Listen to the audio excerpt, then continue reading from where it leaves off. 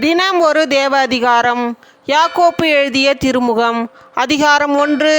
இறைவசனம் 1 முதல் 27 முடிய. முன்னுரை. வாழ்த்து. சிதறுண்டு வாழும் பன்னிரு குலத்தினருக்கு கடவுளுக்கும் ஆண்டவராகிய இயேசு கிறிஸ்துவுக்கும் பணியாளனாகிய யாக்கோப்பு வாழ்த்து கூறி எழுதுவது. சோதனைகள், நம்பிக்கையும் ஞானமும். என் சகோதர சகோதரிகளே, பல வகையான சோதனைக்கு உள்ளாக்கும்போது நீங்கள் மகிழ்ச்சியாய் இருக்க வேண்டும் என்பதை கருத்தில் கொண்டிருங்கள். உங்கள் நம்பிக்கை சோதிக்கப்படும் போது மன உறுதி உண்டாகும் என்பது உங்களுக்கு தெரியும். உங்கள் மன உறுதி நிறைவான செயல்களால் விளங்கட்டும். அப்பொழுது எக்குறையுமின்றி முற்றும் நிறைவுள்ளவர்களாய் இருப்பீர்கள். உங்களிடையே குறைவான ஞானம் கொண்டிருப்போர் கடவுளிடத்தில் கேட்கட்டும், அப்பொழுது அவரும் ஞானத்தை கொடுப்பார். அவர் முகம் கோணாமல் தாராளமாய் எல்லோருக்கும் கொடுப்பவர். ஆனால் நம்பிக்கையோடு ஐயப்பாடின்றி கேட்க வேண்டும். ஐயப்பாடு கொள்பவர்கள் காற்றினால் அலைக்கழிக்கப்படும் கடல் அலையை போன்றவர்கள். எனவே இத்தகைய இருமனமுள்ள நிலையற்ற போக்குடையவர்கள் ஆண்டவரிடம் ஏதாவது பெற முடியும் என நினைக்காதிருக்கட்டும். ஏழ்மையும் செல்வமும். தாழ்நிலையில் உள்ள சகோதரர் சகோதரிகள் தாங்கள் உயர்வு பெறும்போது மகிழ்ச்சி அடைவார்களாக. செல்வ செழிப்பில் இருப்பவர்கள் தாங்கள் தாழ்நிலை அடையும் போதும் மகிழ்ச்சியாய் இருப்பார்களாக. ஏனெனில் செல்வர்கள் புல்வெளி பூவை போல மறைந்தொழிவார்கள். கதிரவன் எழ வெயில் ஏறி புல் உதிர்ந்து போம், அதன் பூ வதங்கி விழும், அதன் அழகிய தோற்றமும் அழிந்துவிடும். அவ்வாறே செல்வரும் தம் அலுவலங்களில் ஈடுபடும் போதே அழிவுறுவர். கடவுளும் சோதனையும்.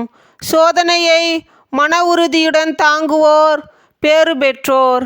ஏனெனில் அவர்களது தகுதி மெய்ப்பிக்கப்படும்போது தம் மீது அன்பு கொள்வோருக்கு கடவுள் வாக்களித்த வாழ்வாகிய வெற்றி வகையினை அவர்கள் பெறுவார்கள். சோதனை வரும்போது இச்சோதனை கடவுளிடமிருந்தே வருகிறது என்று யாரும் சொல்லக்கூடாது.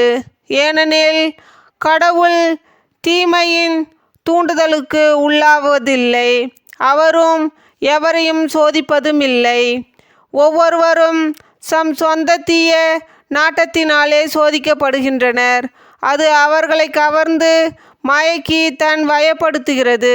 பின்னர் தீய நாட்டம் கருக்கொண்டு பாவத்தை பெற்றெடுக்கிறது. பாவம் முழு வளர்ச்சியடைந்து சாவை விளைவிக்கிறது. என் அன்பார்ந்த சகோதர சகோதரிகளே, ஏமாந்து போக வேண்டாம்.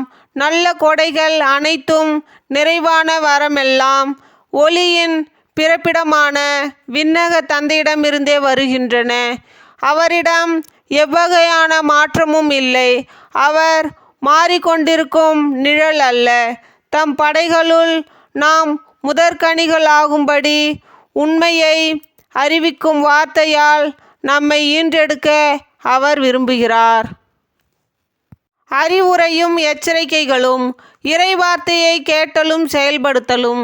என் அன்பார்ந்த சகோதர சகோதரிகளே, இதை தெரிந்து கொள்ளுங்கள்.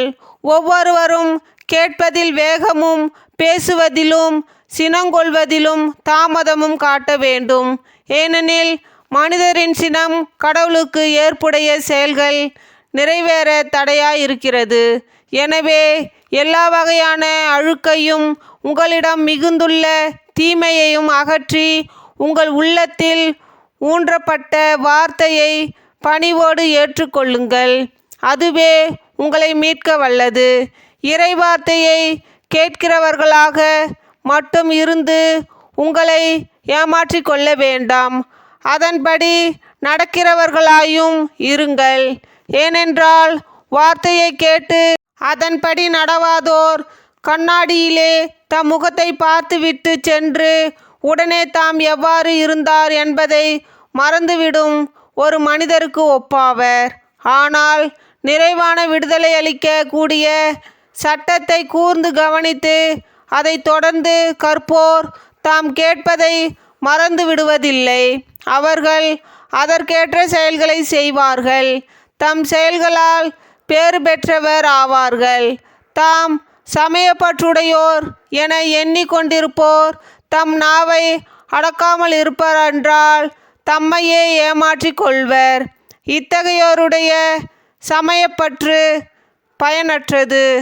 தந்தையாம் கடவுளின் பார்வையில் தூய்மையானதும் மாசற்றதுமான சமய வாழ்வு எதுவெனில், துன்புறும் அனாதைகளையும் கைம்பெண்களையும் கவனித்தலும் உலகத்தால் கரைப்படாதபடி தம்மை காத்து கொள்வதும் ஆகும். இது ஆண்டவரின் அருள்வாக்கு. இறைவா உமக்கு புகழ். தந்தை மகன் தூய ஆவியின் பெயராலே ஆமேன்.